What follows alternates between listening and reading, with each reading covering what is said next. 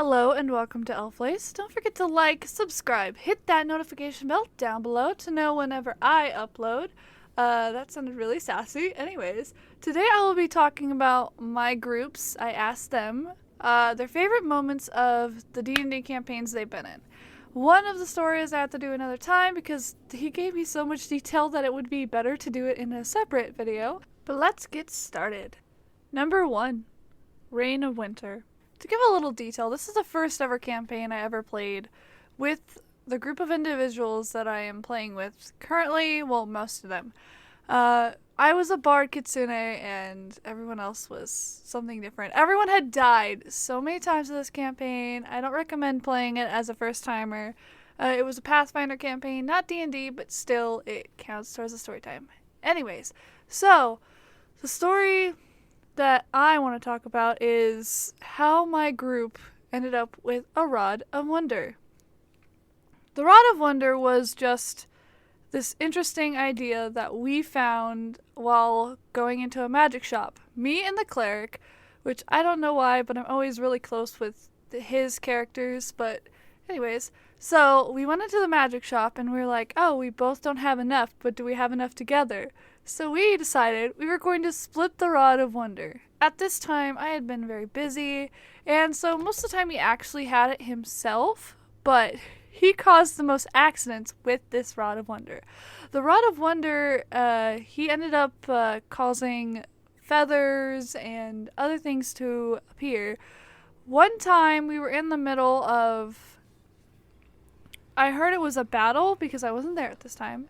And he just pulls out the Rod of Wonder and is like, you know what? I'm going to wave it around. And he ended up summoning a Baylor. Yes, a Baylor, out of all things. And then he waves it again, and I don't know if he did this, but all of a sudden an archangel appears. And so them two just start fighting, and everyone else is like, we out, we're running away. He always did weird things. I really enjoyed that character that he had. It was so funny because he always tried to make Sky Swim a thing. He was like, I'm always going to use Sky Swim. I will make it one of these times up to like the top of a mountain or something. I will get there when I'm a high enough level. And I'm just like, please stop. It's just funny at this point, but it became the biggest meme of that.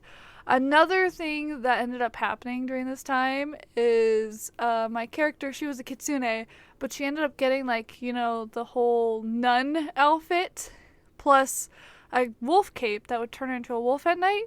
So she was walking around and she had to pretend that the group was her slaves.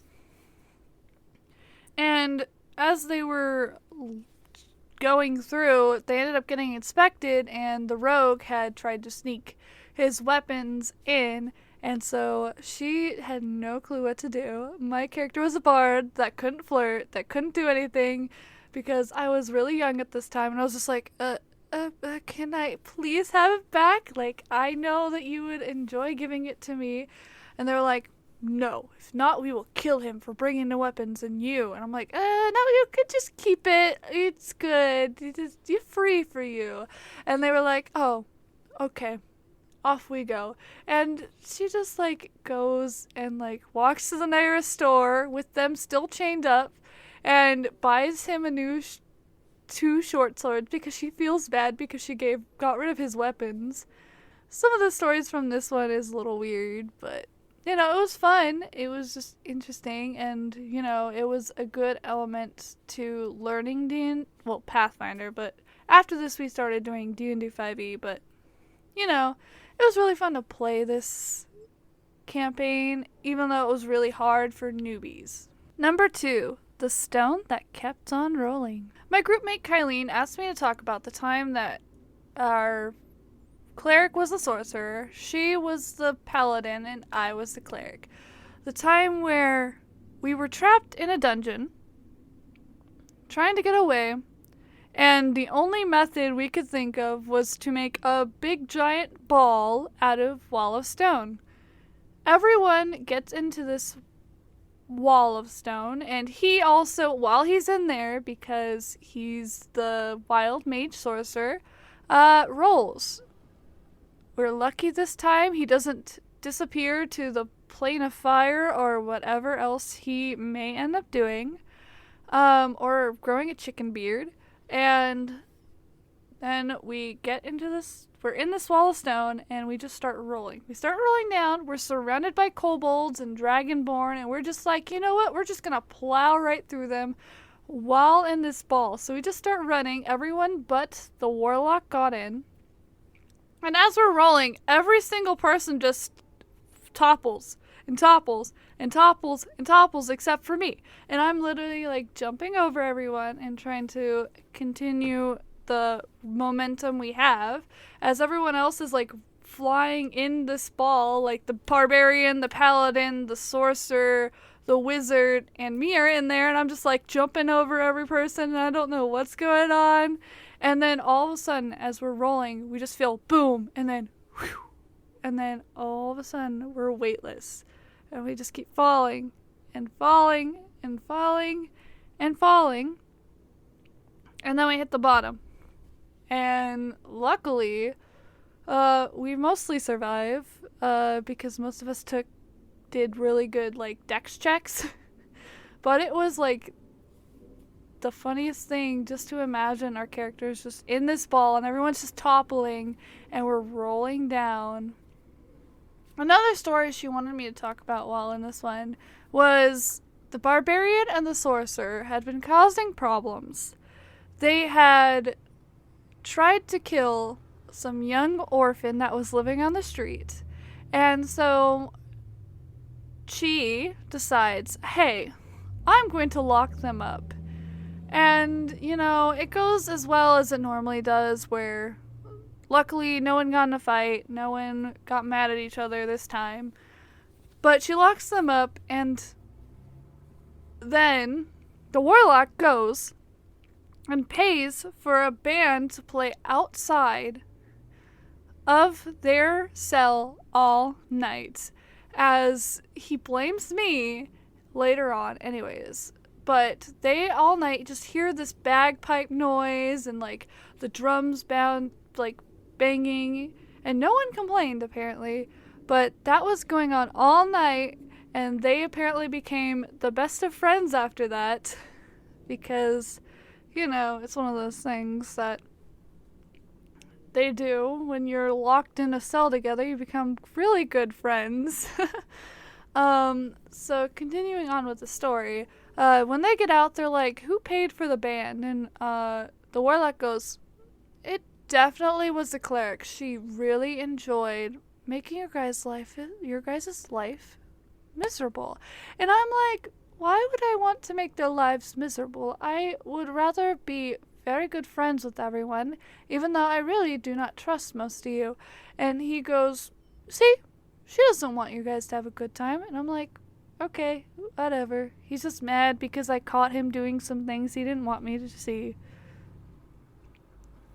Anyways, but that's that story. Hope you guys enjoyed it. Number 3, Bulzin Kazin, the destroyer of the octopus. As everyone knows, I talk about this group called the Hunters of Antiquities. We have a bard that came in later that isn't a part of the story that I've been talking about recently. But this story is about him, his ship, and Bulzin the rogue, and how Bulzin destroyed a whole tentacle ship on his own. Well, mostly on his own. Everyone else was busy doing everything else. So we were in space. We had been teleported to a different plane and then had to teleport to another plane, and then we ended up on the same plane as our plane, but we didn't ask to go to our planet because, you know, I didn't know you had to ask to go to your own planet while crossing planes. I'm not very good at knowing these things. My character, had been spending all her time trying to get the Tandle ship up and running while they're all drinking, having fun. And so once they got into space, she's like, okay, we're back, right? We're great. We can go back to the plane now. Our home? Yeah? No? No one knows? And we find this gnome, what do you call it? Gnome outpost. up in the sky, filled with different gnomes, with fish that flop, and then apparently there was another ship there, but our group didn't even notice it. We had been sent to this plane by a tentacle ship originally, so we were looking to fight any tentacle ship we see. Our group found this tentacle ship that had appeared. The people had been like, "Oh, can you help us? We don't have any ships to fight anything."